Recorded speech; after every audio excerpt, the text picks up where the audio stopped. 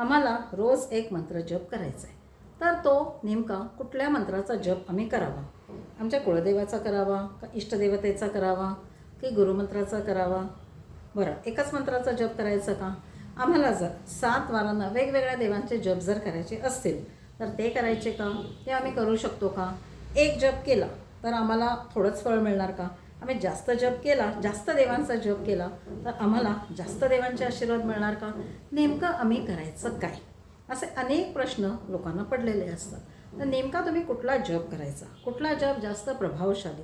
कुठला जप तुम्हाला जास्त फळ देईल? ह्याविषयी एक सविस्तर व्हिडिओ आम्ही केलेला आहे. आमच्या पीस ॲडमायरर्स ह्या चॅनलवर तो अपलोड केलेला आहे.